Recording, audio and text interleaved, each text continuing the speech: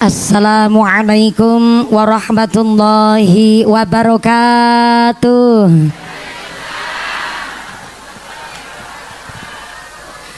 Nu semangat jawab uluk salamna, abi doaken panjenengan sadayana engke uih ka bumi kengeng artos 8 juta. Assalamualaikum warahmatullahi wabarakatuh.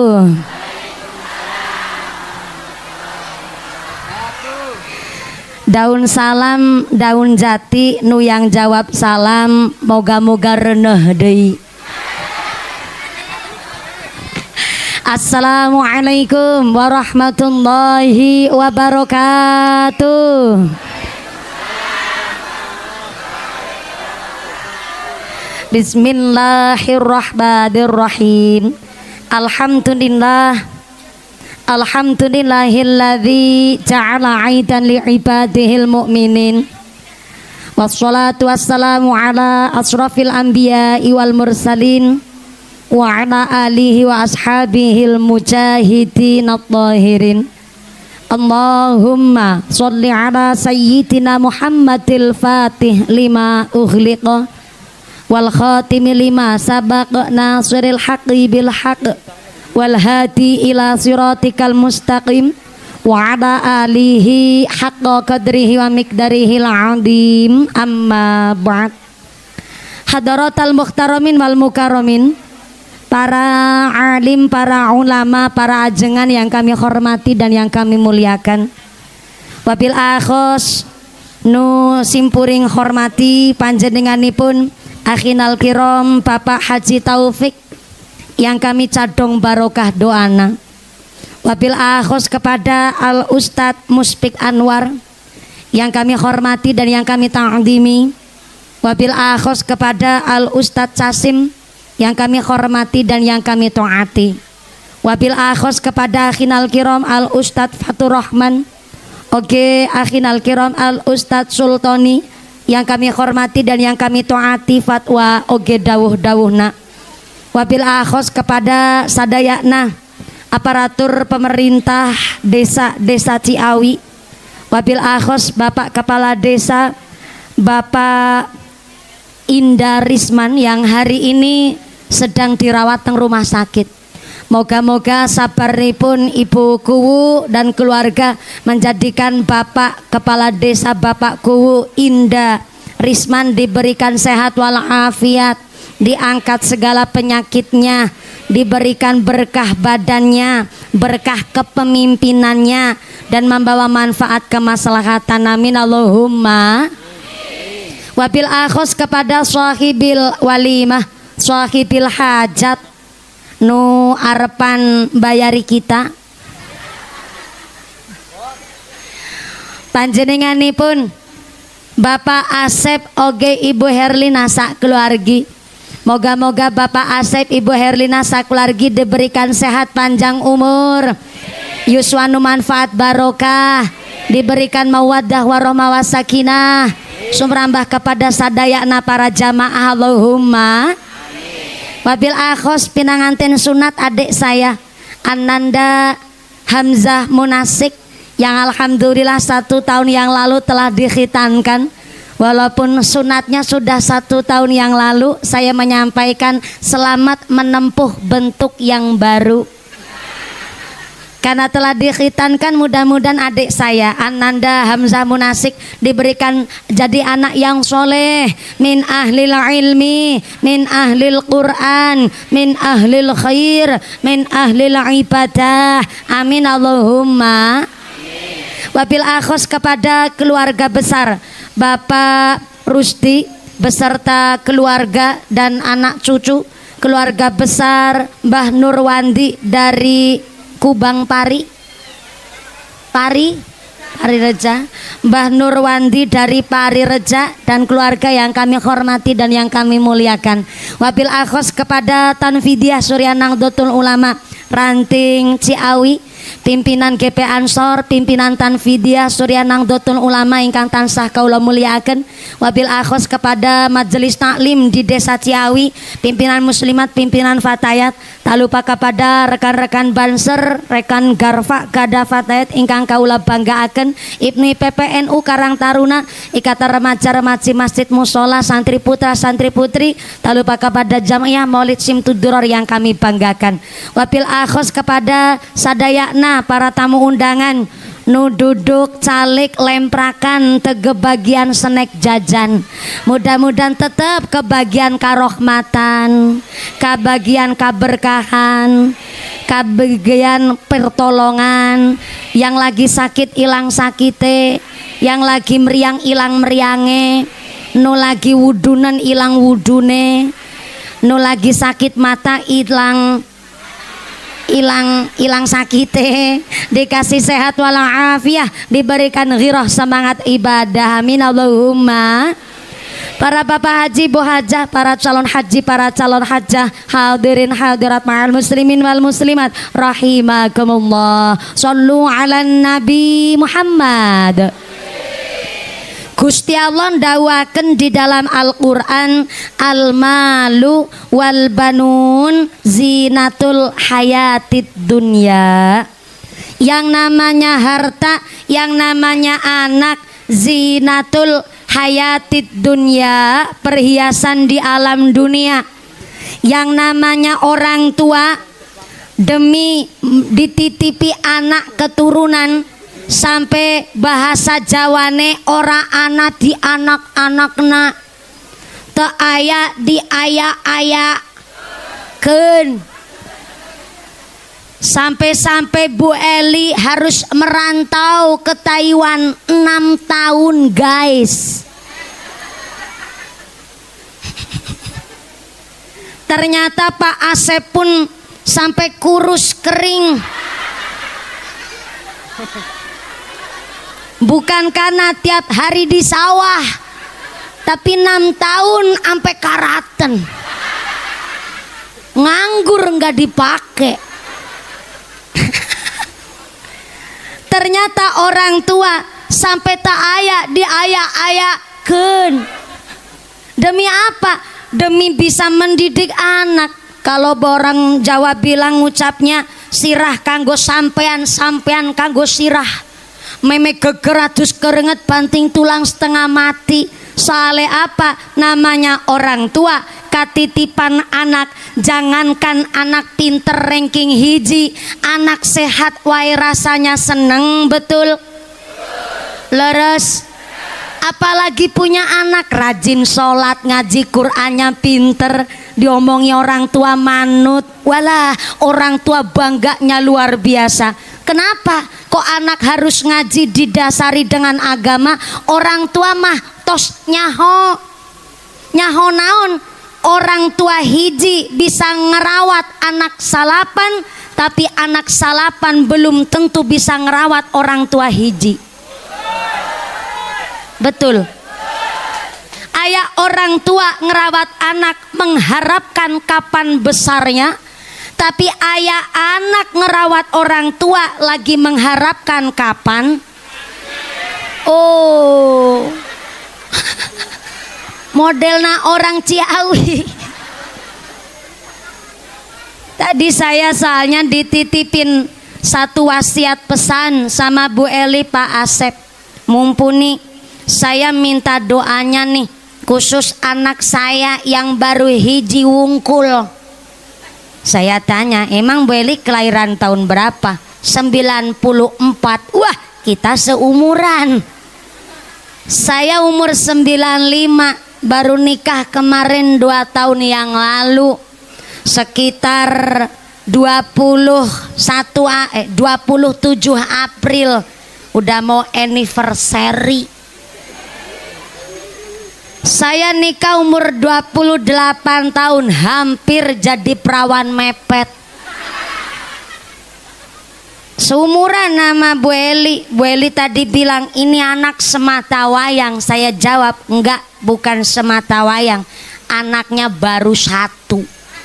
Iya, 94 malah masih bisa 3 lagi. Orang saya aja cita-citanya kepingin punya 12. Diaminin.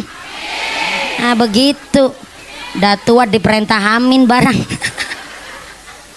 Ternyata Bu Eli titip pesan. Mumpuni saya titip pesan nanti didoakan khusus anak saya.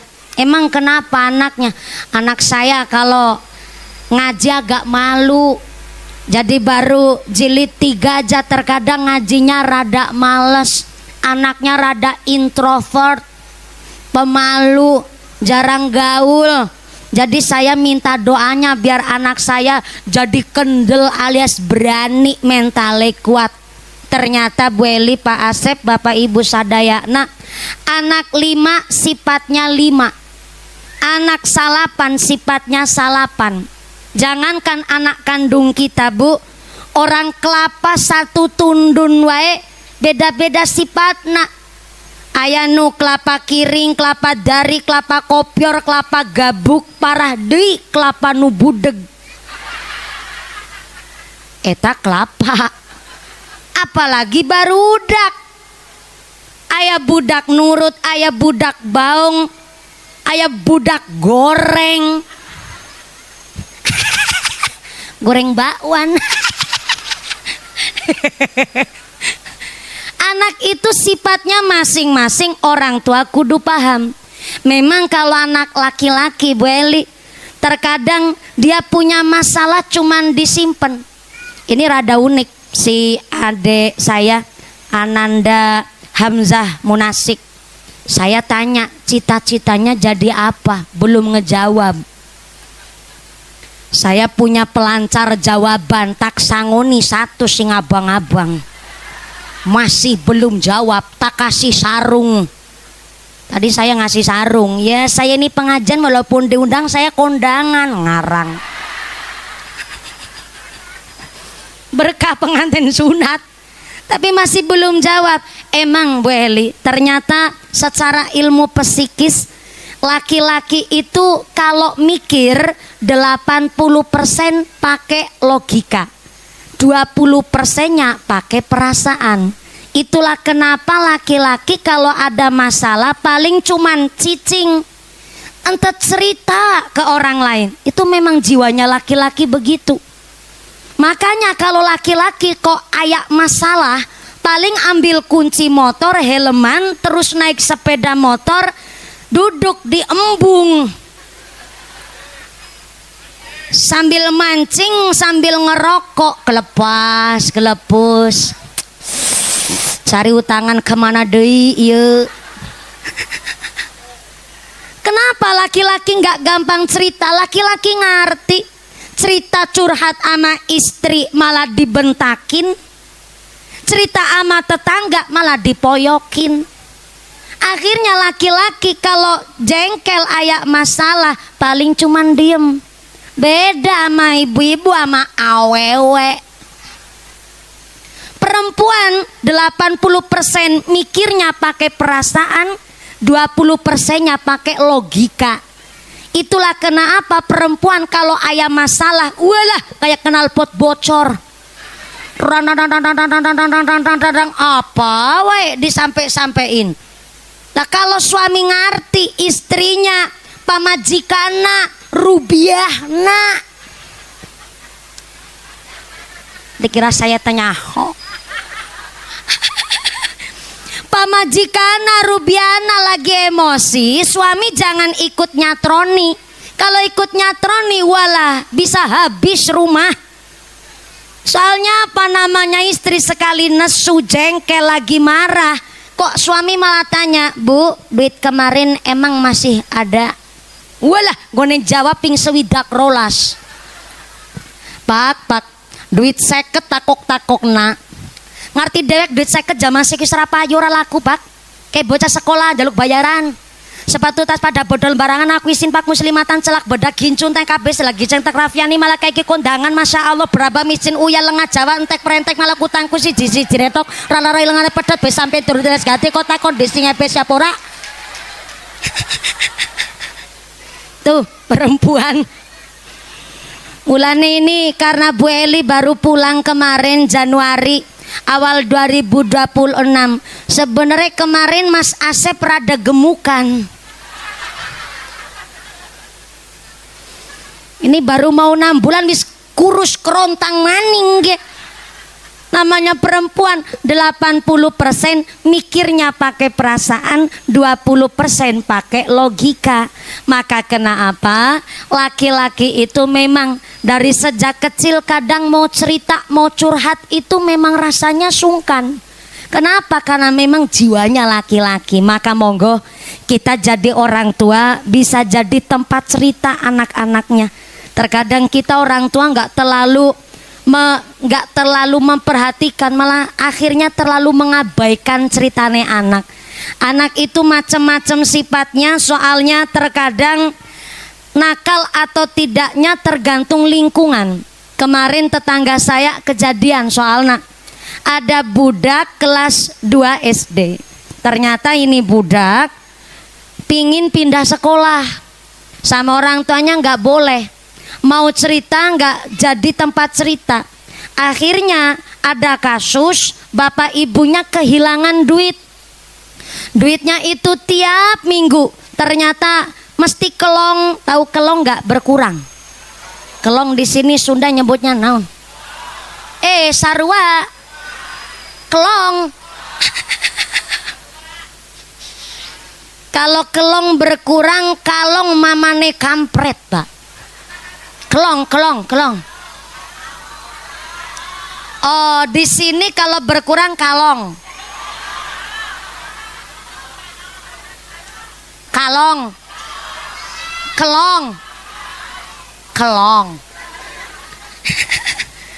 Ternyata ibunya akhirnya sampai bikin story di WhatsApp. Ya Allah, uang mau buat beli truk. Soalnya truk yang lama udah rusak. Mau beli truk malah duit kelong terus. Ia tuyul nasaha. Bikin story geger di kampung saya. Dikiranya ayat tuyul. Soalnya udah bikin story itu tetangga saya masalah tuyul. Ada yang ngejawab, iya emang duit saya tiap hari juga kelong. Yang akhirnya dicarilah titik terang itu siapa yang ngambil duit, emang tuyul beneran apa tuyul yang kepalanya hitam. Yang akhirnya setelah ditelusuri sang ibu memergoki, ternyata si anaknya yang ngambil sama temen-temennya. Setelah diinterogasi ternyata si anak ini dibully sama temen-temennya. Anaknya besar, tapi karena ternyata dibully dengan cara, sampean kalau nggak ngasih uang ke saya, nggak saya temenin, nggak saya baturan. Baturan apa? Temenin. Kakak. Temenin, nggak saya temenin kamu. Akhirnya karena takut Pak di sekolah nggak punya temen, mau nggak mau ngasih uang duit setoran. Sempet udah dikasih uang tapi ternyata temennya masih nagih terus. Akhirnya mau nggak mau dia ambil uang orang tuanya. Ternyata si anak ini jadi pendiam, nggak mau sama teman-teman dan lain-lain. Akhirnya si anak malah jadi pindah sekolah, dan anak-anak yang membuli juga disuruh pindah sekolah, dapat blacklist dari beberapa sekolah. Jadi punten, anak itu memang terbentuk tidak hanya karena orang tuanya, tapi karena lingkungan. Lingkungannya sudah baik, orang tuanya udah bisa ngedidik, tapi bocah kok meriangen wae, nakal wae, diomongin bantah wae. Perlu ditelusuri, ini bocah udah diakikoh apa belum. Nah saya mau tanya Mas Asep, Mang Bapak apa AA? Mang Asep. Mang Asep, saya mau tanya, anak si Hamzah udah diakikoh belum? Alhamdulillah, insya Allah kalau udah diakikoh. Mungkin karena nun sewu punten ya, masih diurus kemarin sama nenek. Iya, itu jadi salah satu faktor. Makanya orang tua kudu paham, kakek nenek sebenarnya tidak ada kewajiban untuk memberi nafkah sama cucu. Jadi kalau panjenengan sadaya, nah bawa cucu datang soan ke rumah orang tua, kok wayah Idul Fitri si anak atau cucu nggak dikasih duit sanguan, duit THR sama kakek nenek, orang tuanya nggak boleh protes. Sebab namanya kakek nenek ndak ada kewajiban memberikan nafkah sama cucu. Ya namanya nafkah ya kewajiban bapak ibunya sama si anak. Jadi nggak ada yang namanya kasus kakek nenek pelit ke cucu, nggak ada, karena ndak ada kewajiban untuk memberi nafkah. Hanya sekedar ngasih duit tenanaun. Maka dalam salah satu kitab dijelaskan kalau seorang tiang sepuh orang tua kok memaksa kakek neneknya untuk ngerawat cucu, maka si anak ini disebut durhaka sama orang tua. Kecuali nih Bu Eli, kecuali memang si nenek dengan rasa ikhlas tenanaun, saya memang ikhlas ngerawat anak cucu saya. Soalnya anak saya merantau di luar negeri. Kalau cuman dididik sama suaminya sama anak mantu saya mestinya kerepotan. Tapi kalau sampai nenek kakeknya yang biasanya rajin sholat tapi sholatnya malah jadi terbengkelai gara-gara ngerawat anak cucunya, maka itulah disebut si anak sudah termasuk durhaka sama orang tua. Jadi maka ya pantas ada salah satu sebab karakter kenapa adik kita Mas Hamzah iya ternyata masih belum bisa seperti anak-anak pada umumnya. Maka tadi saya tanya sama Mang Asep, ini Bu Eli cuman cuti apa pulang? Mas Asep jawab, insya Allah iya pulang. Karena punten anak saya juga perlu sosok ibu, harus ada seorang wanita yang memang benar-benar ditakuti dan disegani sama anak saya.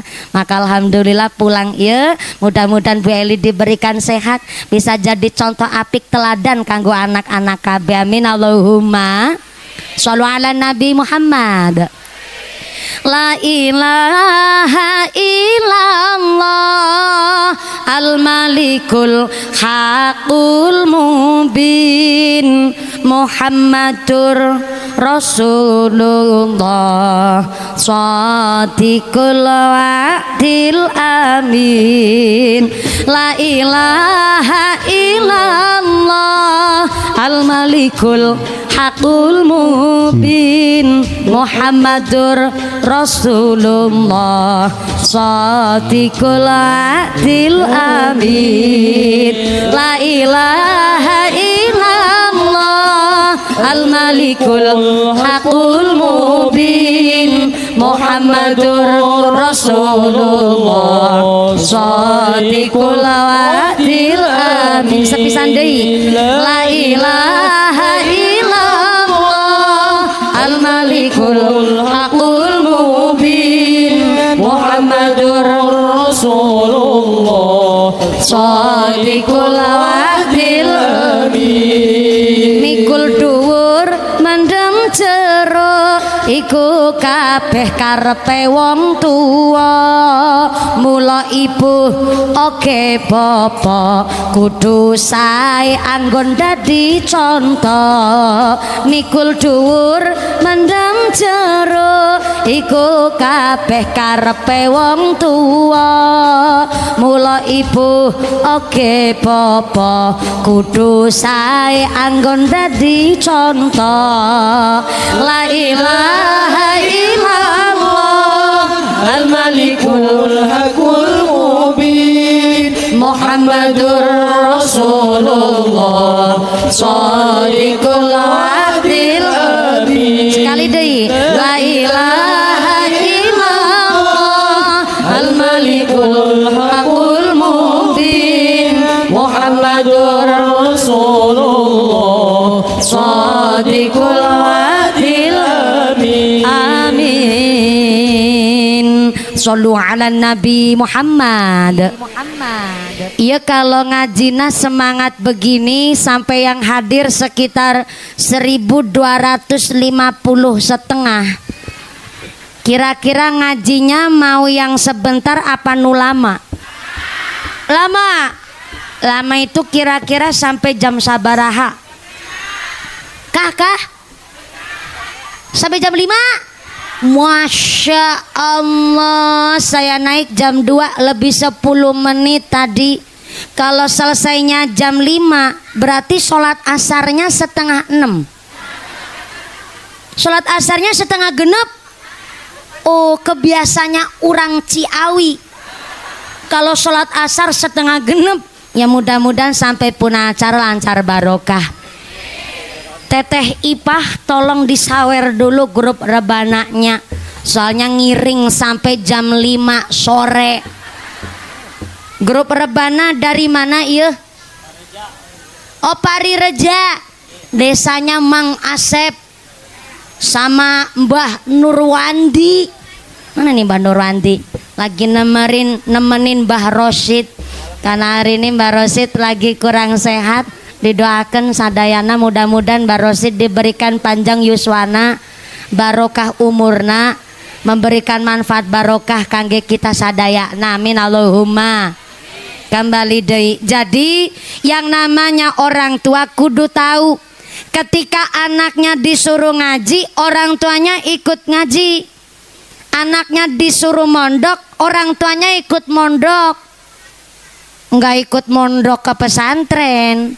Soalnya yang namanya anak ketika mondok itu tergantung orang tuanya.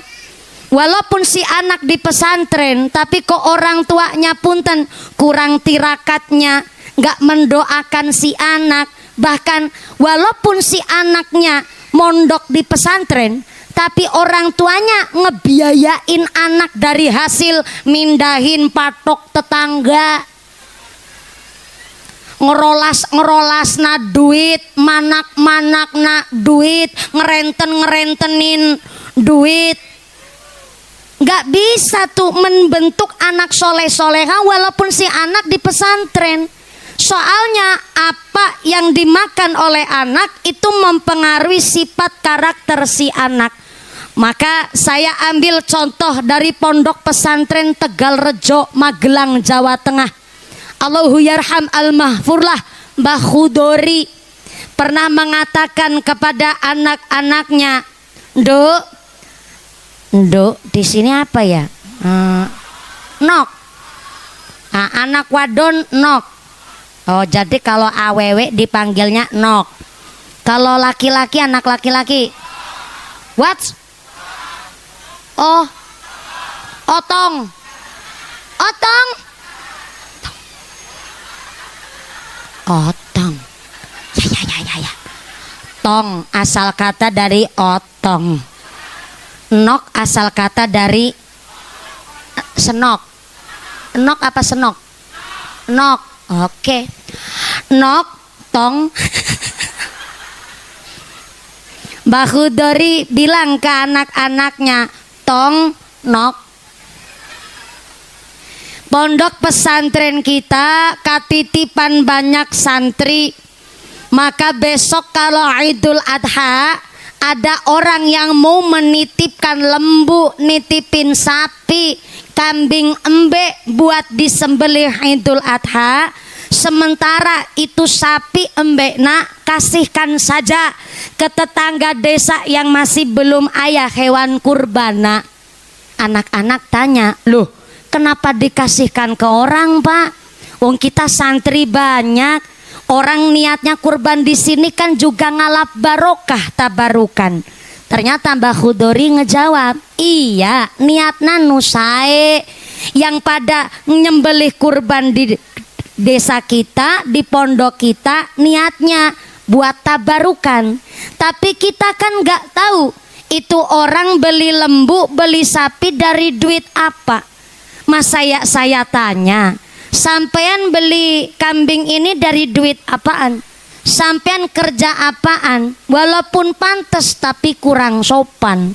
Jadi untuk menjaga, saya khawatir wong orang tua wali santri nitipin anaknya di pondok pesantren dalam rangka supaya si anak jadi anak yang alim, alamah, anak-anak yang soleh-solehah.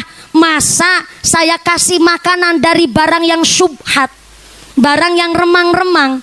Jangankan yang haram, yang syubhat saja saya ndak mau ngasih makan anak santri dari barang yang tidak jelas. Karena bukan hanya di akhirat saya dimintai pertanggungjawaban, tapi saya dimintai pertanggungjawaban oleh wali santri.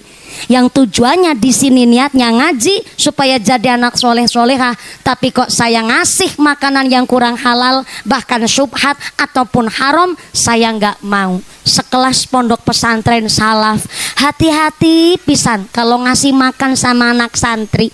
Walaupun kadang di pesantren sebenarnya makanan rada kurang, boro-boro daging, boro-boro ayam.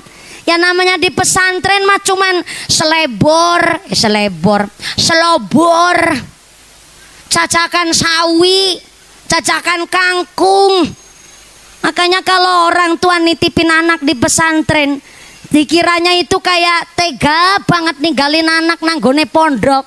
Tapi sebenarnya di luar pengetahuan anak, di rumah orang tua nangis nggak selesai-selesai.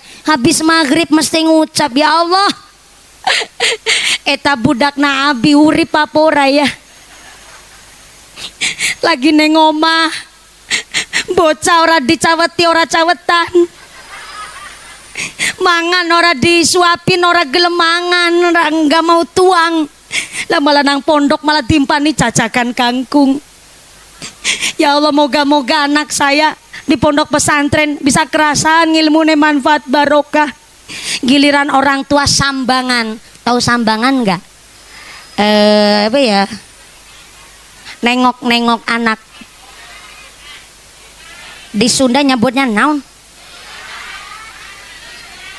Nyinyilihan. Apa mas? Apa mas? Nilikan.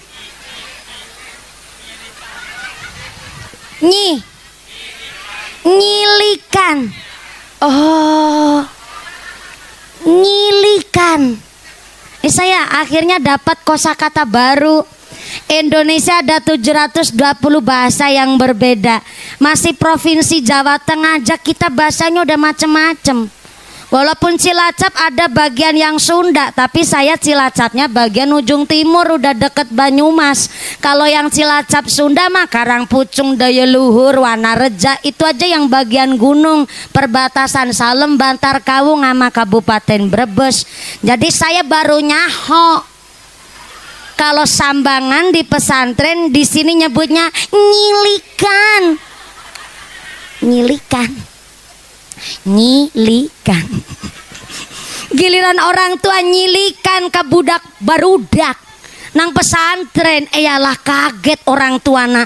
Tadinya masuk cantik-cantik pisan bareng di nyilikan sama orang tua, isine awak koreng karo gudig, decangkrangen, decataken, apa di sini nyebutnya?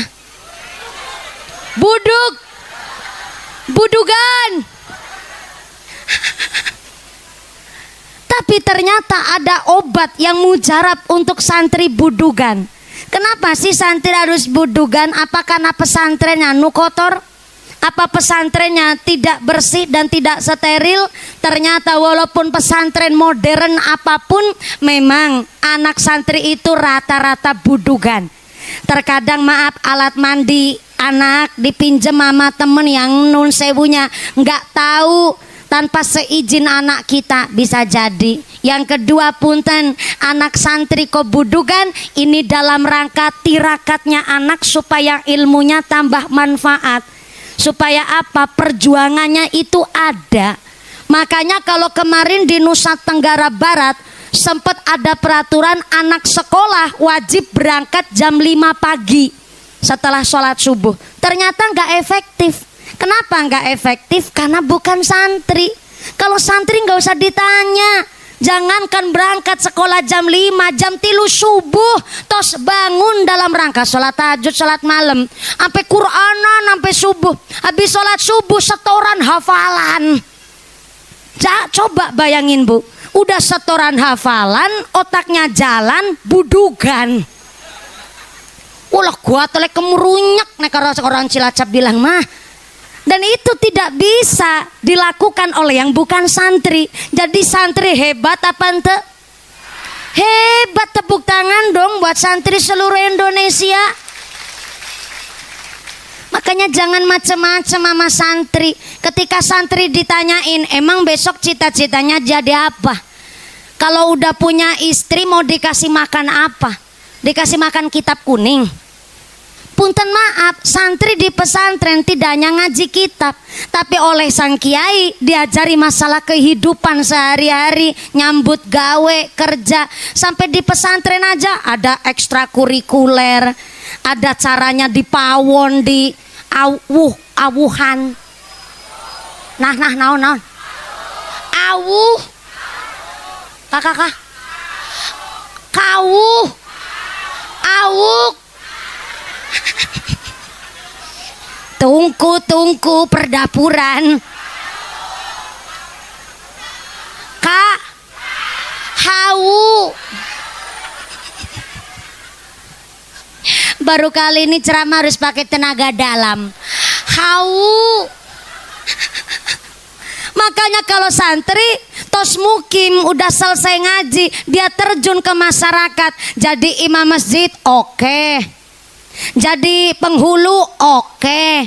Lanjut kuliah pantes. Lanjut jadi dokter pun luwes. Sampai hari ini pun baru ada peraturan lagi, habis pesantren bisa langsung lanjut ke kuliah. Nyalon kuwu pantes. Langsung nikah gas, ayo jalan. Ilmunya udah paham. Sampai santri macul pinter menek wit kelapa bisa. Dan dari gendeng bocor kecil ke samber bledek masih hirup. Kenapa santri sakti? Barokah dari Pak Kiai. Tidak hanya ngaji kitab, tapi ngaji kehidupan sehari-hari. Maka adik saya, teman-teman sekalian, ataupun siapapun yang lagi mencari cita-cita, boleh jadi polisi, mau jadi jadi banser juga boleh. Tapi mondok dulu, ngaji di pesantren. Tanya nih yang pada kerja di luar negeri, khususnya daerah Banjarharjo katanya banyak TKI TKW, betul Pak? Sarwa kayak di Cilacap, khususnya Cilacap bagian pantai selatan. Walah, rumahnya Pak gablek banget. Kenapa gablek banda? Ya pada kerja di Korea, Jepang, minimal Taiwan. Jadi Taiwan itu minimal di sana. Rata-rata Korea sama Jepang Pak. Dan punten, saya pernah ceramah di Taichung. Taichung itu berarti Taiwan Tengah ya, Bu Ella. Ya benar. Eli apa Ella ya tadi? Ya Eli, ya Allah. Sama yang mau ngamplopin malah kelalen. Saya diundang ceramah di Taichung, Taiwan daerah tengah. Dan saya diceritain bagaimana di luar negeri orang kerja merantau jauh dari keluarga, jauh dari tetangga, di sana hidup bebas Pak. Sampai na'udzubillah min dalik, summa na'udzubillah min dalik, sudah jadi rahasia umum. Khususnya Hong Kong, Taiwan, banyak maaf penyakit penyuka sesama jenis. Sampai ternyata ini kasus udah rame bahwa di mana di rumah punya istri, tapi ternyata ditinggal merantau di sana, nikah lagi sama orang Indonesia. Bahkan na'udzubillah min dzalik sampai kumpul kebo dan lain sebagainya. Maka siapapun dan apapun cita-cita panjenengan, monggo. Tapi saya harap ngaji terlebih dahulu. Karena yang ngaji kadang-kadang bisa lepas, apalagi yang tengaji. Kalau ngaji minimal di pesantren sampai SMA tos ngaji minimal udah ada basic dasar agama. Ketika besok kok serawung di masyarakat, dia kembul gaul sama orang-orang sekitar, ibarat minyak sama air. Punten-punten nih, yang namanya minyak itu di mana wae ya tetap minyak. Bahkan minyak itu nuwun sewune bisa campur ataupun tidak, tapi ternyata sifatnya minyak itu bisa manggon di mana wae, tapi tidak bisa dicampurin sama yang namanya air. Walaupun campur sama air satu tempat pasti misah. Jadi anak kita kalau memang sudah didasari agama, basicnya pendidikan dasar adab dari orang tua, ketika kembul sama tukang mabok bisa kembul tapi nggak campur. Jadi walaupun satu lokasi nggak mungkin ketularan jadi tukang mabok karena sudah punya basic. Cuma maaf punten, kalau hari ini yang dididik agama wae bisa lepas, apalagi yang tidak dididik agama. Maka anak-anak kita titipkan ke TPQ. Punten Kiai ajengan kalau di dia de Ciawi aya TPQ ente. Saya tanya Pak Ustadz, nggak usah ikut campur, ikut bayar yora ikut campur. Tapi kondangan. Tapi ikut kondangan. Ya Allah, jadi iya judulnya saya mau balik sumbangan. Ya Allah, moga-moga manfaat barokah Allahumma. Punten Pak Ustadz, di dia TPQ-na sebelah mana ya Pak Ustadz? Kakak? Oh, masih nempel satu atap sama masjid. Masya Allah, belum punya gedung sendiri.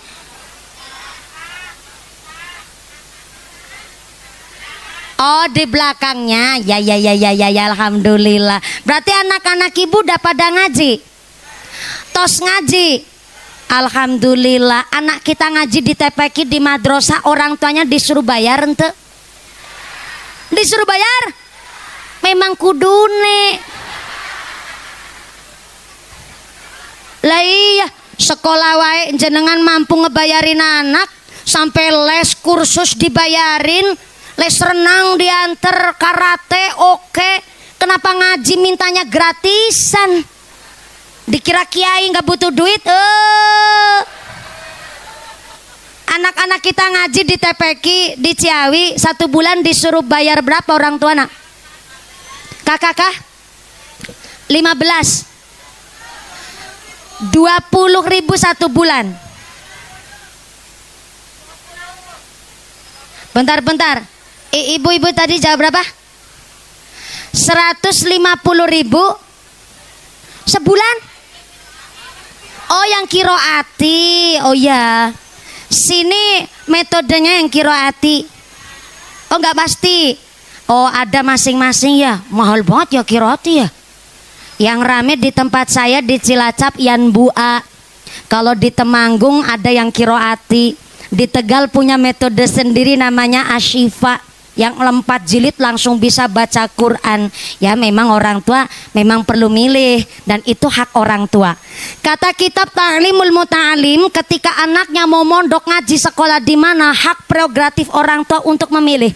Jadi anak kita mau dititipin kemana itu tergantung orang tuanya. Bahkan kata Ta'limul Muta'alim, orang tuanya disuruh mikir minimal 2 bulan. Berapa bulan ibu? 2 bulan untuk memikirkan secara matang, anak saya mau dititipin kemana nih. Dulu saya nggak mondok di sini, tapi ini pondok katanya sekarang bagus. Saya mau tanya lah, cari informasi. Ini pengasuhnya kiai siapa? Kiainya, pengasuhnya, anaknya kiai siapa? Lajeng ini pesantrennya bayarannya per bulan gimana? Ini makannya, laundrynya ada apa tidak? Ini pesantrennya salaf apa modern? Ini dewan asatid ustadanya tercatat di bawah Kementerian Agama atau tidak? Ini pondok pesantrennya legal ataupun ilegal, harus dicari tahu, dan itu haknya orang tua, dan itu dianjurkan oleh kitab Ta'limul Muta'alim. Jadi yang mau kiroati, yang mau yanbu'a dan lain sebagainya, mangga. Yang terpenting orang tuanya tahu.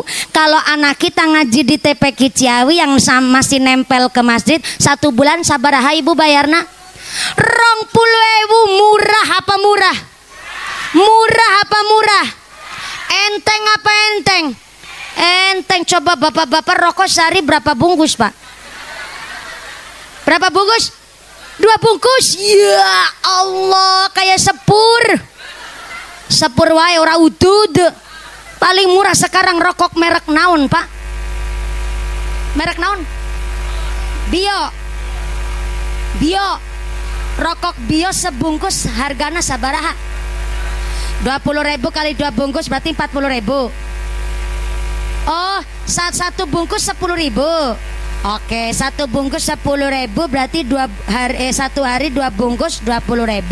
20.000 kali 30.000. Ya Allah, 600.000 sebulan buat rokok nawung cool. Bareng. 600.000 1 bulan buat rokok nawung.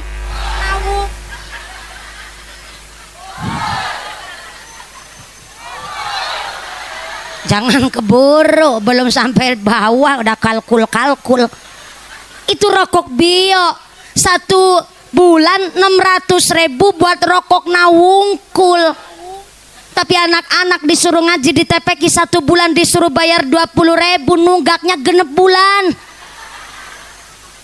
Pantesan tah ajengan kiai ustad sarung hiji-hijina sampai ngepir. Ngelinting mentul-mentul kayak sok beker motor. Saking gak ada duitnya buat beli sarung. Memang duren-duren, roti-roti, bien-bien, saiki. Dulu Bu, kalau anak mau ngaji, mau sekolah, orang tuanya sowan dulu ke rumah guru, ke rumah ustad. Pak Ustad, Pak Guru, iya budaknya saya yang hamil, saya yang ngereneh, saya yang melahirkan, saya merawat, saya yang membiayai. Tapi kalau anak saya sekolahkan di tempat ini, kok anak saya nakal, selentik bae taling anak. Kalau anak saya kok nyalai peraturan, tabok bae. Saya punya prinsip Pak Kiai, Pak Guru, kalau anak saya di sekolah mampu hormat sama guruna, berarti saya sukses mendidik anak saya. Orang tua zaman dulu begitu. Setelah memang terbukti di sekolah melanggar peraturan, kok si anak kena efek jerah hukuman, katakanlah ditabok sama gurunya, sampai rumah laporan tuh sama orang tua. Orang tua zaman dulu nggak ada yang ngebelain anak, malah nambahin pantes ditabok kowe. Lagi nang omah bera manut, apa maneh nang sekolah nakal maneh? Hah? Nakal sekali nakal dilaporin gue karo gurune gue. Zaman dulu gitu, sehingga anak ada rasa segan kepada guru, ada rasa hormat kepada orang tua. Zaman hari ini nggak usah sampean berharap ada hal demikian. Soalnya zaman sekarang orang tua taunya ngebayarin anak sekolah, taunya karena udah dibayarin anak kudu pinter. Kalau bocah bodoh yang disalahin guru, nah tapi anaknya pinter, orang tua nang ngejawab sahadisit wong tuan.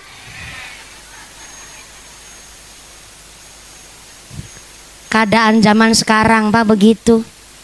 Makanya guru hari ini, abad ini benar-benar ngenes. Kalau orang Cilacap bilang prihatin pisan guru-guru zaman sekarang. Maaf punten, gurunya bingung di sekolah bocah nakal, ditegur orang tuanya nggak terima. Ketika si anak diselentik kupingnya sampai rumah laporan ke orang tua, malah besok paginya si guru udah di dalam penjara.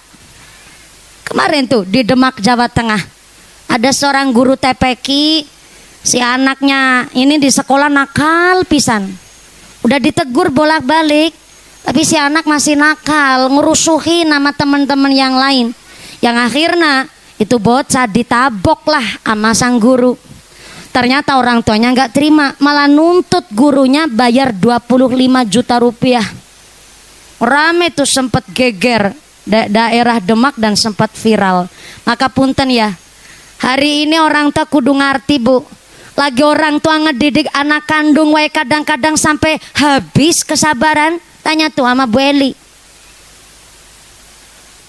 jenengan ya udah nyicipin, udah punya anak banyak, pasti namanya orang tua kadang-kadang gemes sama anak sendiri, sampai kalau lagi marahin si anak bocah diomong angel. Mulai ditok nangil-angil gegeden das kowe. Diomong angel lebok namaning kowe. Orang tua bilangnya begitu. Itu orang tua kandung, apalagi guru.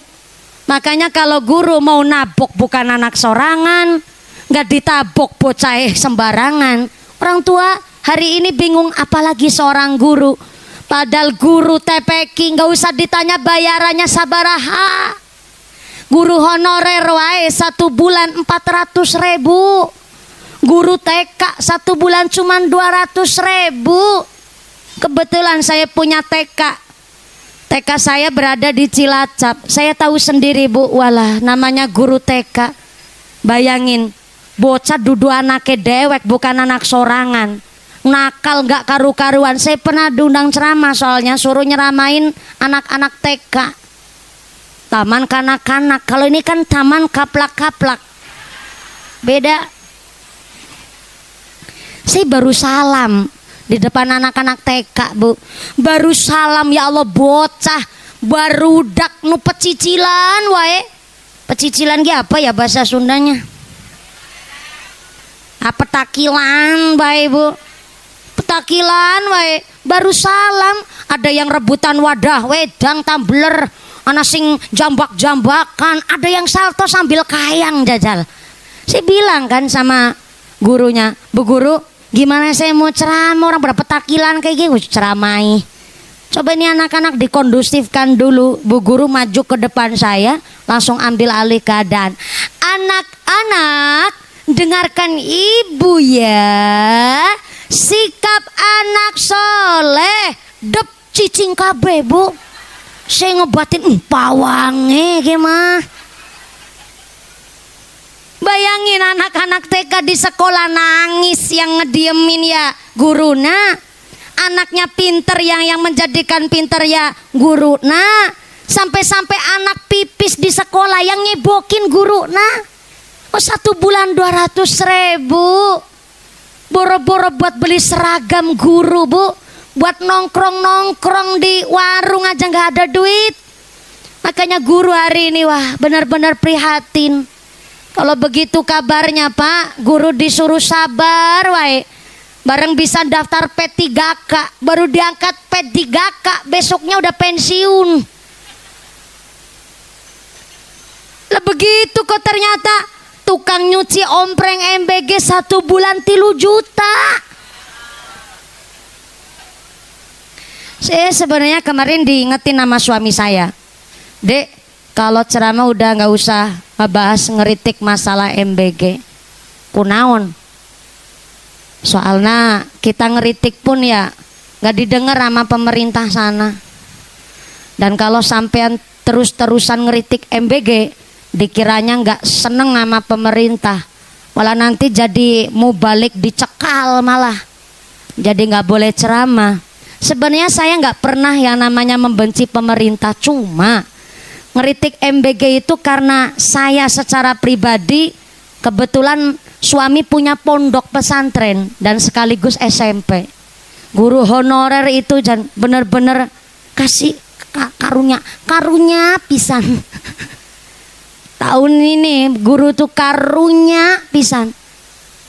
Beneran, Bu, beli seragam guru wae harus utang ke tetangga. Saking gak adanya duit.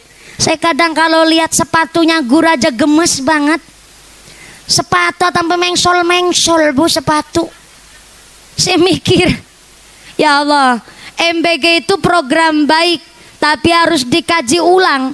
Karena MBG itu diambil dari dana pendidikan. Yang kalau 1 bulan itu seluruh Indonesia 1 bulannya itu 300 triliun. 300 triliun, bukan miliar, 300 triliun. Gak usah harus mensejahterakan guru lah. Dari 300 triliun dana MBG, ngasih guru honorer gaji 1,7 juta, itu udah cukup guru seluruh Indonesia. Oh, tepuk tangan dulu tenan naon. Sampai kemarin Pak Kiai saya ada sedikit informasi di SMP saya yang alhamdulillah juga ada pondok pesantren salafnya. Kepala sekolah saya itu baru, almarhum Bapak Afif, baru 2 bulan. Sudah mulai perkembangannya sudah terlihat. Ada salah satu murid yang ternyata sampai hari ini belum mau berangkat sekolah di Mutung, cara orang Cilacap bilang. Adzan asar. Kita perdengarkan adzan asar terlebih dahulu. Adzan asarnya selesai, ngajinya lanjut gitu ya, Bu. Shallu ala Nabi Muhammad.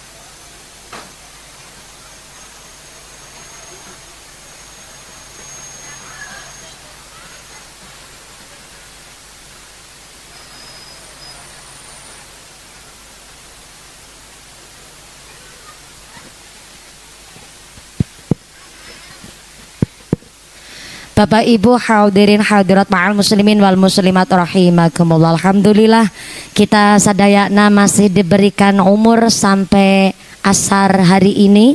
Mudah-mudahan sebelumnya dan seterusnya umur kita adalah umur yang manfaat. Umur kita adalah umur yang barokah.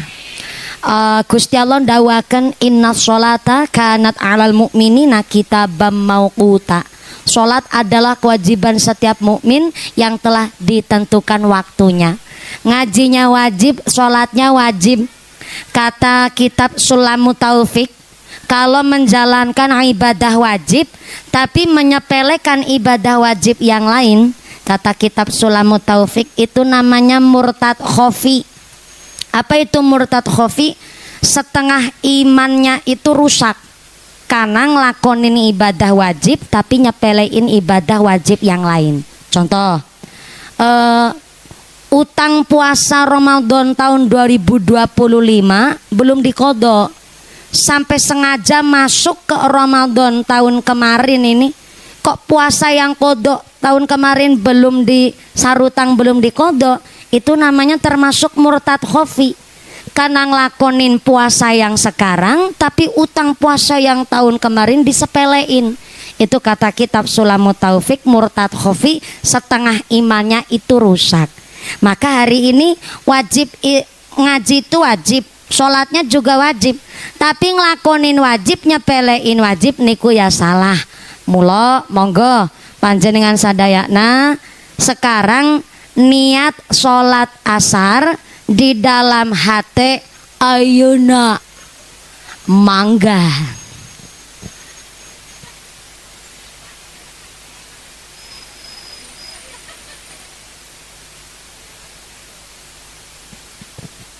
Kenapa kok niat sholat asar sekarang? Supaya kita tidak dinilai oleh Allah menyepelekan hal yang wajib.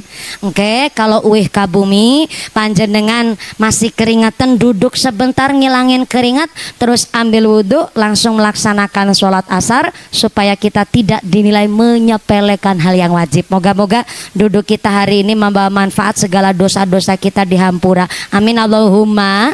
Shallu ala Nabi Muhammad.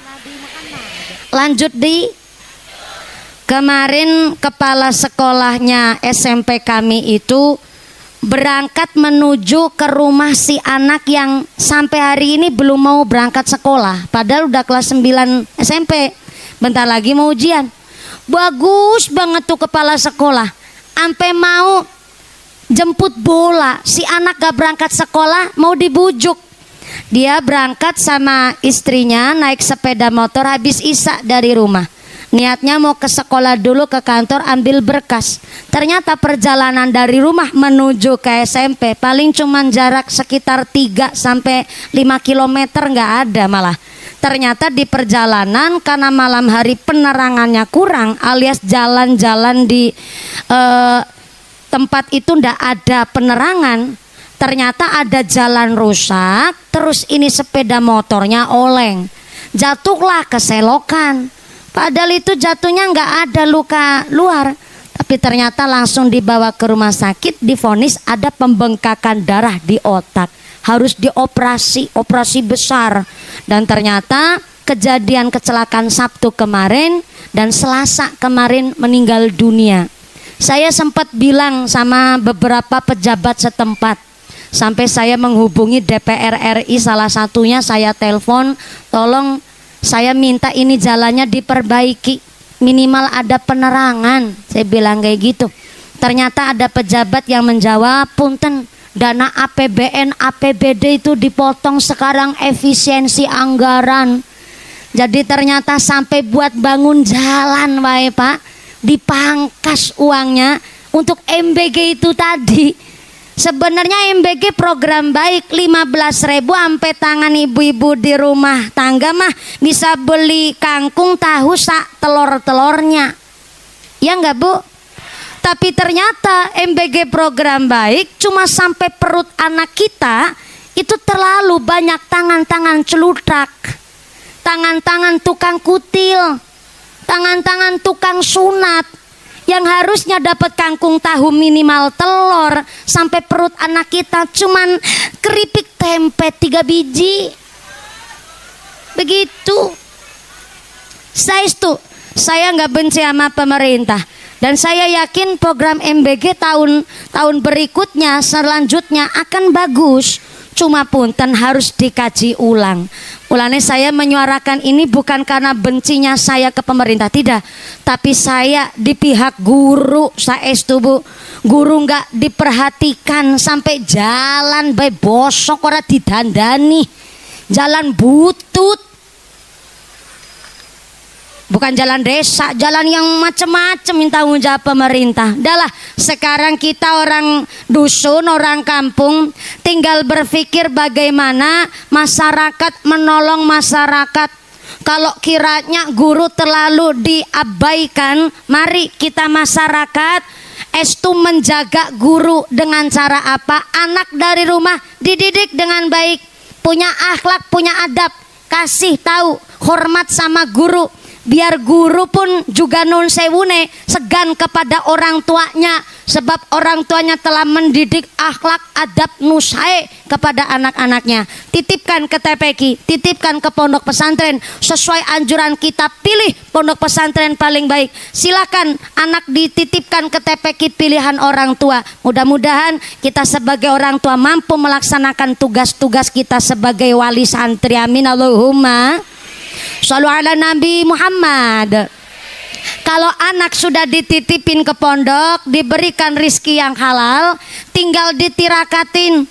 Bu Eli, kalau setiap habis sholat jangan lupa khusus hadiah Fatihah buat si Mas Hamzah. Syukur lagi ibu-ibu pada tahu cara tirakat untuk anak. Pertama, ditirakatin pakai puasa. Pakai naon ibu? Puasa. Syukur puasana bisa Senin Kamis. Puasa Daud ya mangga kalau kuat. Kalau masih muda mah gak usah puasa Daud. Soalnya napa, kasihan suami bentar-bentar minta dibikinin kopi. Ngaji pikirannya macam-macam sampean. Senin Kamis gak kuat, biar suami yang puasa. Jadi Mas Asep, Mang Asep juga ikut puasa. Mas Asep bilang lagi kurus-kurus suruh puasa. Ibu rumah tangga nih biasanya prihatin kalau nggak kuat puasa Senin Kemis, khusus nih puasa ayamul bid tenanaon 13, 14, 15. Kalau nggak bisa, hari lahirnya anak dipuasani. Kalau orang Cilacap bilang puasa weton. Cara sini naon? Sarwa puasa weton. Sarwa. Ya, puasa weton. Wetonan. Wewetonan. Ribet banget orang Sunda. Tinggal puasa weton, wewetonan. Wewetonan dina lahire anak umpamane Senin Kliwon apa Rebo Paing, berarti kan 8 hari sekali. 8 hari sini nyebutnya apa ya? Sami, 8 hari sekali anak dipuasani dina lahire anak. Soalnya naon, namanya orang tua itu masalah doa kepada anak tidak terhalang apapun, langsung tembus langit pitu. Beli kalau puasa kontek kuat silahkan ditirakati pakai sodako. Berangkat ke masjid sholat jamaah, bawa duit 5.000 cemplungin ke kotak amal, didoain duitnya, ya Allah lantaran sodako ini moga-moga anak saya sehat walafiat, anak saya dijauhkan dari sifat yang dolim, dijauhkan dari sifat-sifat maksiat, anak saya diberikan sehat, anak saya diberikan soleh, ngajinya pinter, sekolahnya lurus, cemplungin duitnya. Ketemu anak yatim jangan cuma Muharram bungkul, 2 minggu sekali ditengokin anak yatim, bawa duit 20.000. Nok aja ngomong karo uane ya, iya duit kanggo jajan. kasih 20.000 ya, didoain duitnya. Ya Allah, moga-moga lantaran sodako sama anak yatim, anak saya cita-citanya diijabah, mau mondok di pondok kerasan, ilmune manfaat, dilantarin sodako. Duit nggak punya, puasa ente kuat, bisa na tirakat naon, habis maghrib bablasin ke isya. Karena ternyata maghrib sampai isya itu namanya qiyamul lail cadangan. Jadi kalau bapak ibu kok kepingin sholat tahajud tengah malam gak bisa bangun karena kecapean, maka ada yang namanya qiyamul lail cadangan. Maghrib sampai isya bablasin, jangan habis sholat langsung plencing minggat, gugupan mau megang remote, nyekel TV, scroll TikTok. Wong wadon-wadon ge. Lebar maghrib bablasin ke isya, buat apa? Baca Quran, syukur mujahadah. Mujahadah itu habis sholat taubat lanjut sholat hajat, bisa dilaksanain di waktu apa wae tenanaon. Yang penting ketika kalau habis asar panjenengan mau mujahadah bisa, tapi kalau mujahadah dianjurkan malam. Tapi kalau habis asar sempatnya waktu mau mujahadah, habis sholat asar atau sebelum sholat asar, sholat taubat, sholat hajat dulu tenanaon. Tapi kalau habis sholat asar kan udah nggak ada sholat sunnah lagi yang dikerjakan, jadi mangga. Atau nggak sholat taubat, sholat hajat dulu tenanaon, langsung wae mujahadah. Saya kemarin praktek di perjalanan mujahadah, nggak ada 40 menit mujahadah, kecil ibu-ibu mah. Wong 2 jam setengah scroll HP be kuat.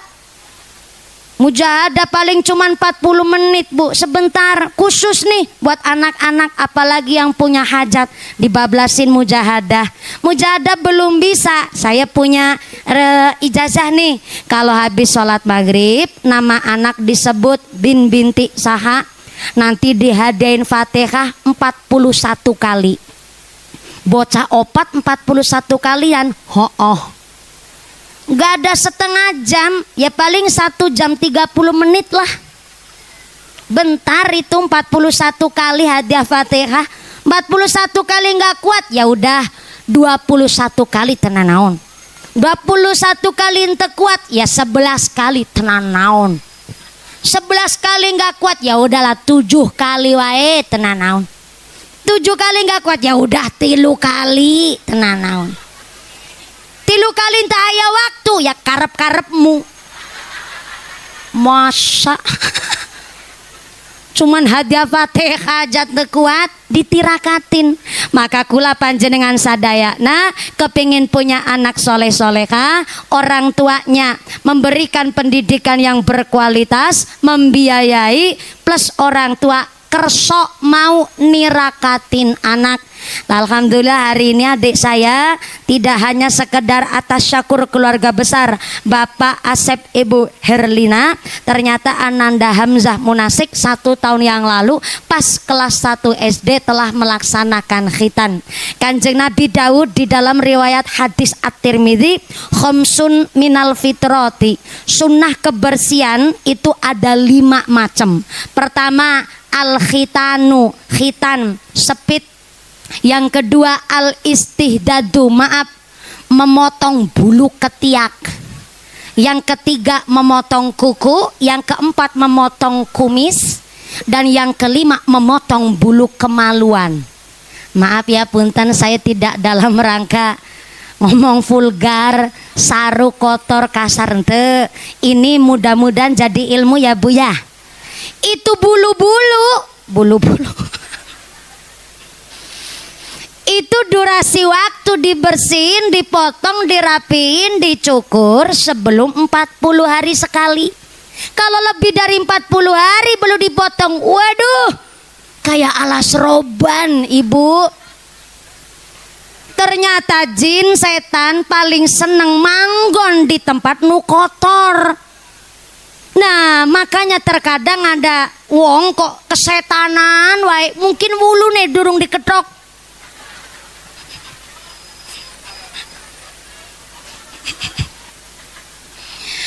Mulane sedurunge 40 dina itu bulu-bulu harus dipotong. Soalnya kalau nggak dipotong buat duduk, buat salik aja susah.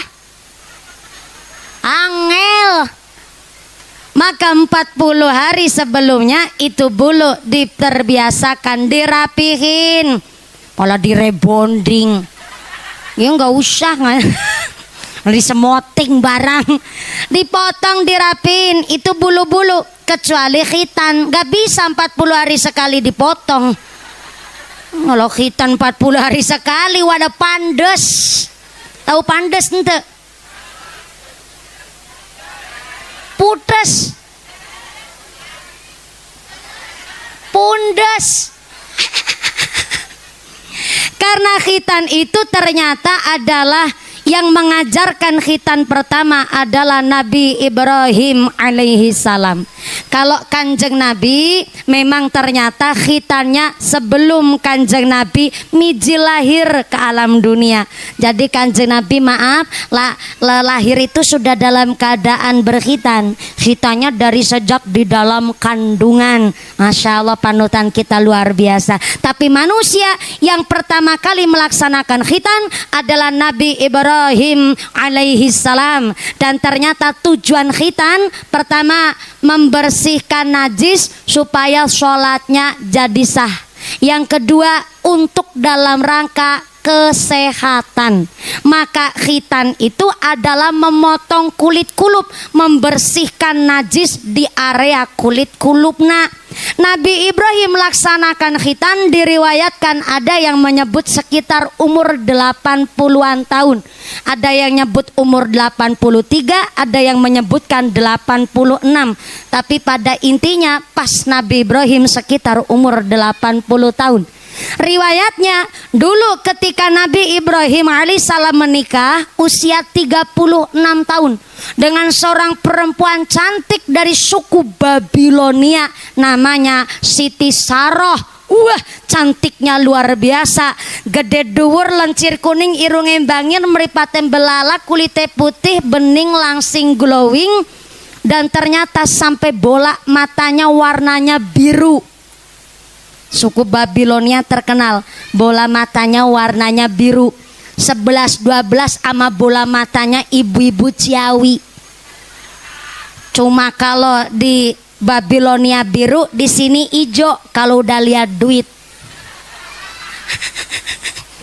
Saking cantiknya Siti Saroh, akhirnya dinikah oleh Nabi Ibrahim alaihissalam. Cuma setelah dinikah beberapa tahun kemudian Siti Saroh hamil juga. Sampai puluhan tahun pun Siti Saroh belum kunjung hamil, belum kunjung reneh. Akhirnya tetangga bilang, ya Allah, puluhan tahun nikah kok belum reneh. Jangan-jangan suaminya ente hirup. Namanya mulut-mulut tetangga ya Bu ya. Nggak cuman zaman sekarang Pak. Dari zaman dulu banyak mulut-mulut julid. Apalagi zaman sekarang, zaman media sosial bikin dosa saking gampangnya. Gak usah sama tetangga deket lah. Orang jenengan aja tadi pas saya naik pada ngegosipin saya dengar. Ada yang bilang gini, ternyata mumpuni ente tonggos ya. Saya denger. Dikira nggak denger nih malah ketawanya ngece pisan. Jangankan nama tetangga deket, sama orang gak kenal hari ini kita bisa berbuat dosa. Makanya zaman dulu waktu Siti Saroh digosipin nama tetangga julid, Siti Saroh sebenarnya mentalnya kuat. Karena Siti Saroh ya memang udah percaya bahwa ya mau gimana lagi. Saya belum hamil karena belum dikasih kepercayaan amanah. Mungkin sewaktu-waktu. Begitu jawabannya Siti Saroh.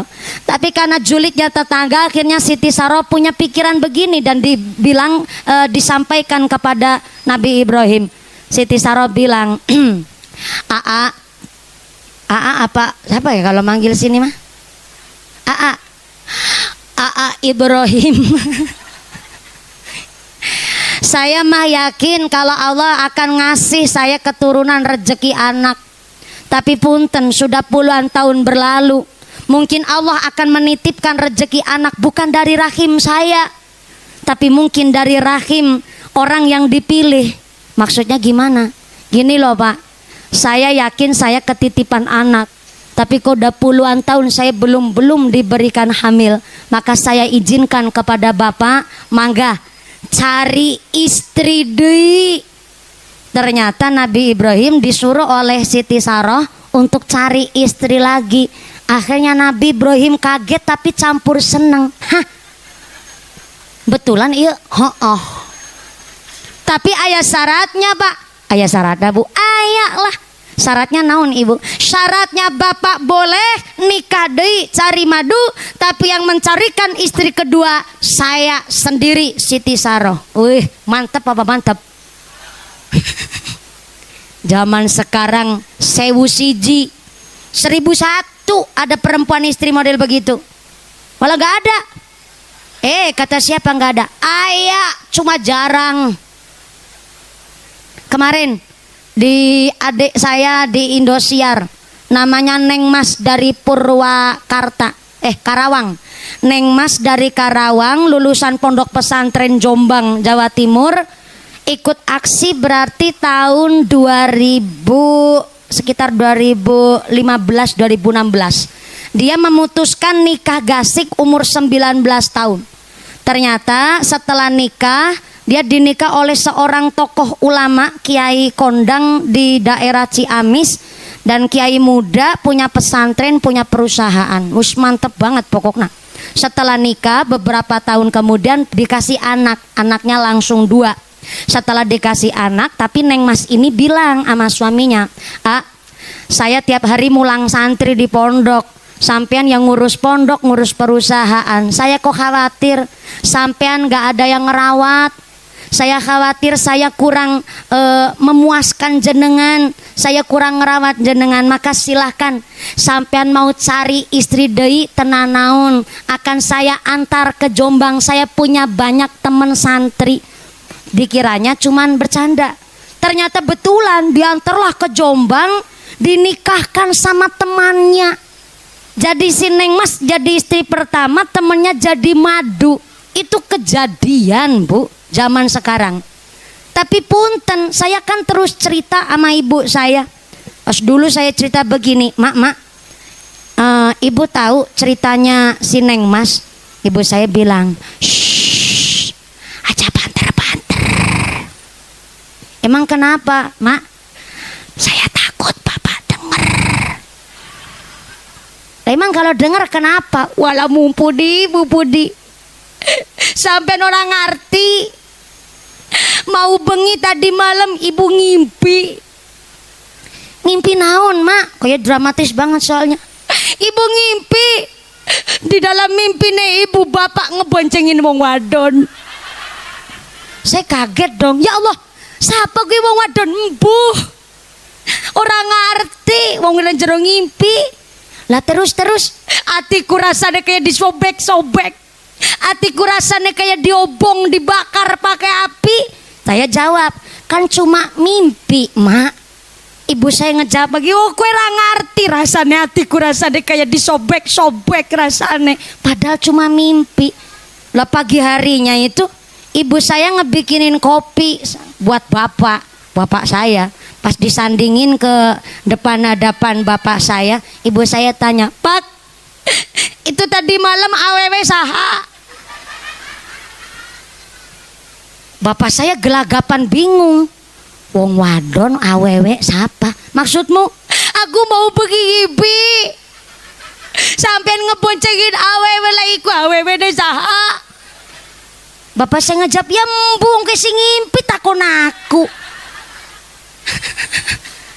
Itu baru mimpi, padahal laku ternyata Siti Saroh sampai mengikhlaskan, silakan Pak nikah deui, tapi yang cari istri kedua saya sendiri. jos banget, iman dididik oleh Nabi Ibrahim, terlahirlah Siti Saroh yang kuatnya luar biasa. Setelah Siti Saroh mencari siapa yang akan dijadikan istri kedua, nemulah seorang budak hamba sahaya atau pembantu asisten rumah tangganya Siti Saroh sorangan. Siapa? Yaitu Siti Hajar dari suku Afrika. Punten maaf, face-nya itu sangat berbeda. Siti Saroh bening putih langsing glowing, Siti Hajar karena dari Afrika hidung guys. Kakak? Iya hidung. Hidung cara sini naon? Hidung. Ireng. Ireng banget Siti Hajar. Tapi walaupun hidung, ternyata Siti Saroh majikannya itu ternyata seneng sama kelakuan Siti Hajar, walaupun dia pembantu tapi akhlaknya say. Sehingga Siti Saroh menjadikan pembantunya jadi istri kedua sang suami. Tapi setelah Siti Hajar dinikah oleh Nabi Ibrahim alaihissalam, ternyata beberapa tahun tuh hamil bu. Akhirnya tetangga lebih julid fix suamina teh hirup. Rame akhirnya kabar berita menyeruak, yang akhirnya Nabi Ibrahim berdoa kepada Allah. Malam harinya Nabi Ibrahim alaihissalam mimpinya adalah Nabi Ibrahim diperintah oleh Allah untuk melaksanakan khitan. Langsung dilaksanakan oleh Nabi Ibrahim. Tapi sebelum melaksanakan khitan, Nabi Ibrahim pamit dulu sama istri tua yaitu Siti Saroh. Pamitnya begini, Bu, saya kok dapat perintah dari Allah, saya ini disuruh melaksanakan khitan. Ternyata Siti Saroh balik tanya, khitan eta naon Pak? Khitan itu adalah memotong kulit kulup. Ternyata Siti Saroh sangat lugu, nggak tahu, balik tanya lah, kulit kulup eta kulit naon? Bentar, supaya nggak disebut vulgar, saya tanya dulu sama ibu-ibu sadayana. Bu, assalamualaikum. Ibu tos tahu kulit kulup ente? Ente? Waduh repot ini ya. Saya kira kalau udah tahu biar saya nggak ngejelasin, biar nggak terlalu vulgar gitu. Belum tahu? Waduh repot nih ya. Kalau belum tahu ya udah, ini saya jelasin. Nabi Ibrahim bilang sama istrinya, Bu, kulit kulupnya eta kulit kulup. Kulup apa ya? Kalau orang Brebes daerah Pantura nyebut kulit kulup itu kulit ikut. Orang Brebes Pantura loh ya. Tapi kalau di sini apa ya? Kakak? Kolop. Kokocop.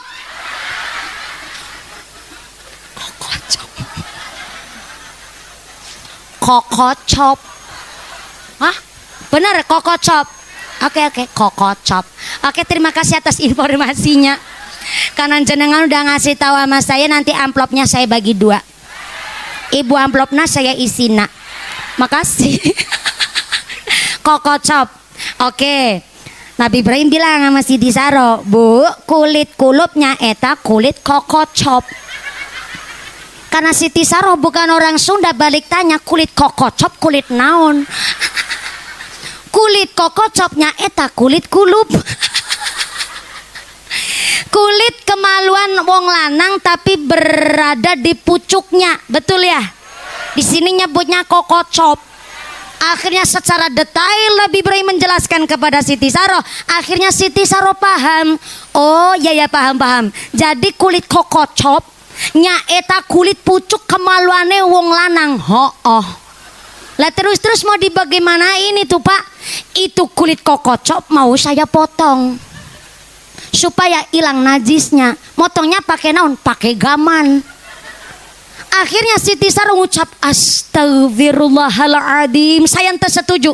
Lah kunaon ente setuju? Lah itu kulit kokocop kulit hiji-hijina, tak aya gantina Pak. Ibu, iya tak nggak dipotong sadaya. Nah, saya lebihin, saya sisain.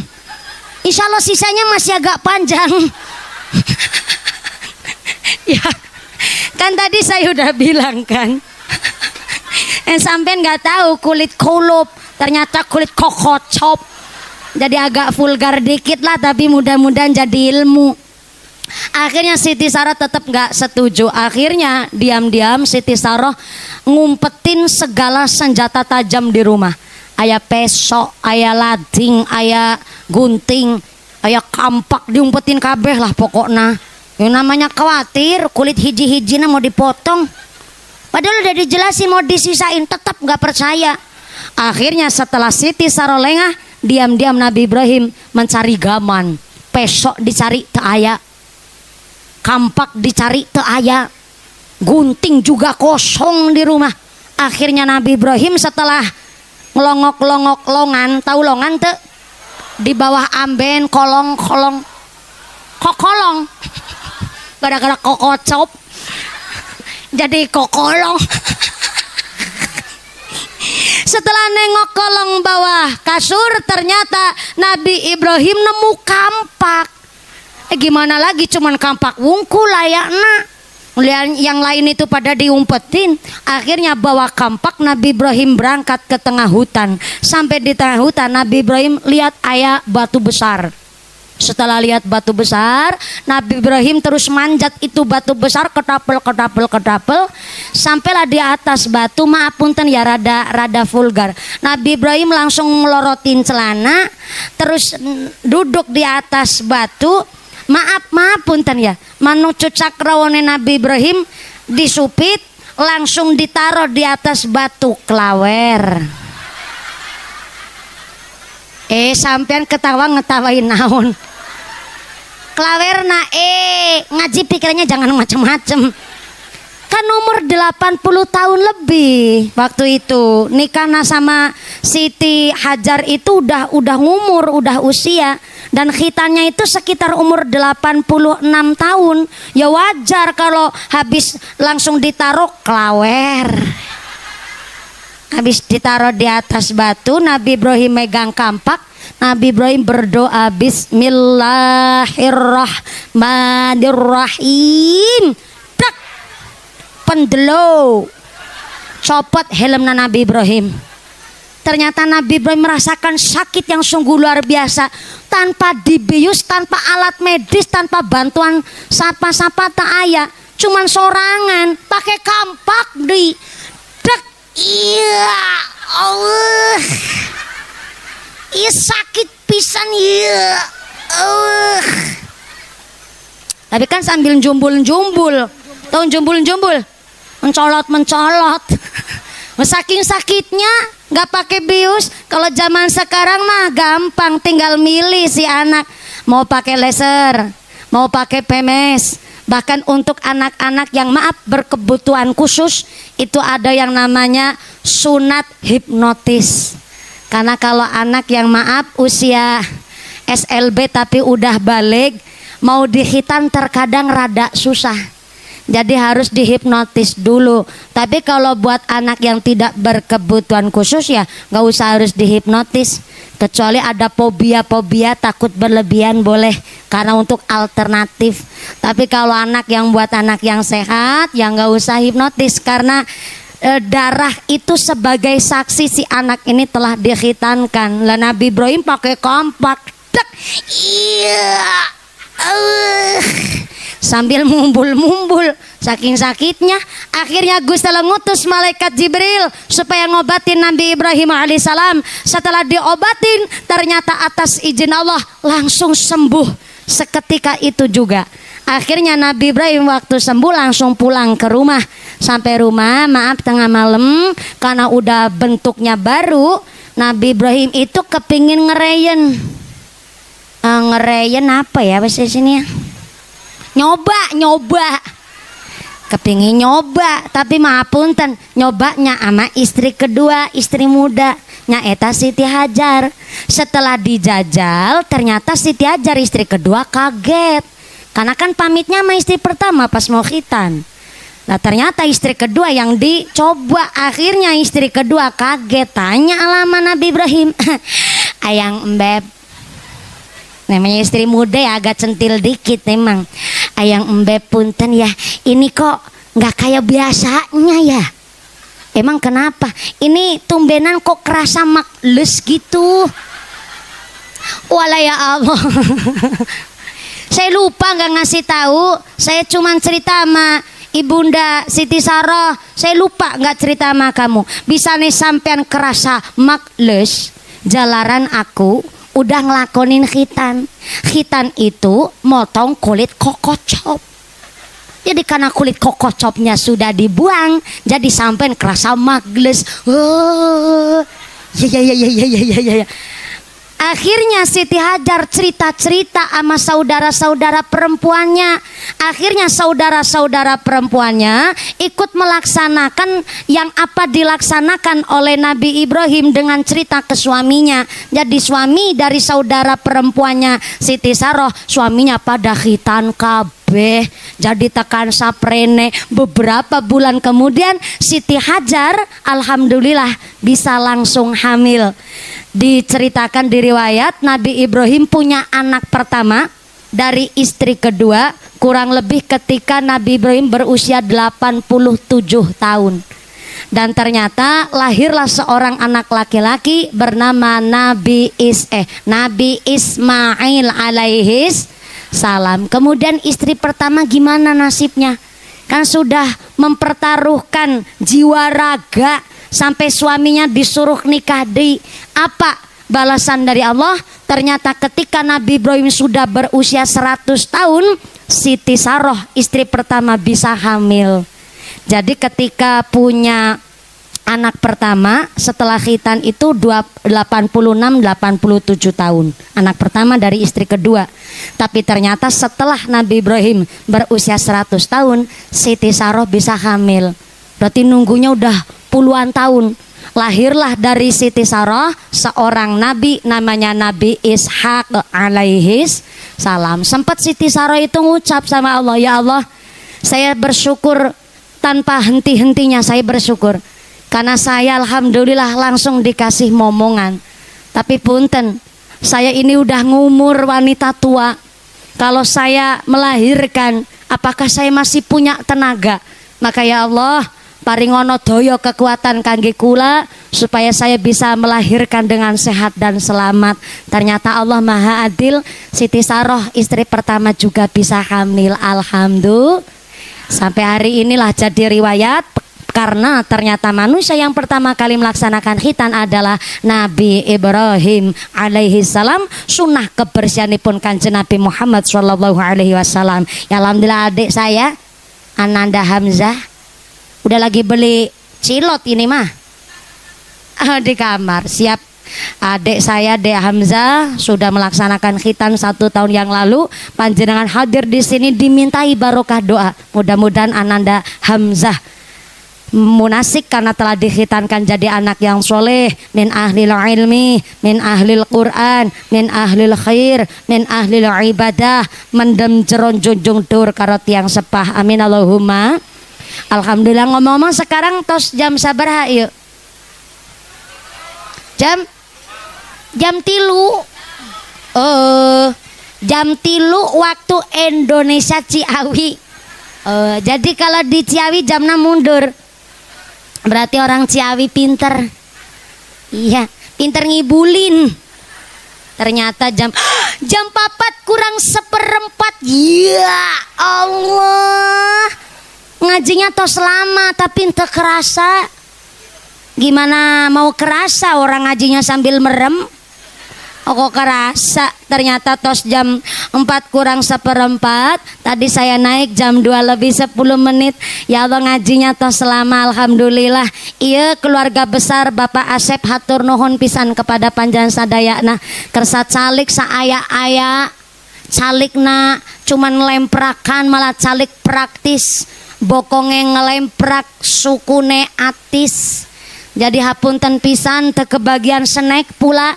Nggak kebagian snack. Kebagian nih karena datang gasik. Ibu nggak kebagian snack. kebagian yang belakang kebagian snack ente makanya kondangan bercanda Pak Asep mengadakan ngaji iya bukan jenengan suruh kondangan tuh datang aja beliau udah bersyukur alhamdulillah matur nuwun atas rawuhnya dan doanya kepada adik saya Ananda Hamzah Munasik mudah-mudahan keluarga besar Bapak Asep Ibu Erlina diberikan mawaddah warahmah wasakinah diberikan rizki yang murah barokah ditetapkan imannya ditetapkan Islamnya ditambahkan ihsannya sumrambah kepada kita sadayana para jamaah Allahumma. Jangan pulang terlebih dahulu karena engke doa dimami langsung oleh Bapak Kiai. Punten Kiai, saya tidak bisa memimpin doa. Saya harap Kiai kersa memberikan doa barokahna kangge kita sadayana khususnya kangge Bapak Asep sakeluarga. Yang pertama Kiai ajengan para ustadz hatur nuhun rawuhna kerso hadir secara langsung dan amberkahi hajat kami. Hatur nuhun pemerintah desa-desa Ciawi. Setelah doa usai mudah-mudahan panjang pulang dengan tidak ada halangan satu apa bisa bertemu lagi di lain majelis. Amin Allahumma. Usiku nafsi bitaqwallah. Wassalamualaikum warahmatullahi wabarakatuh.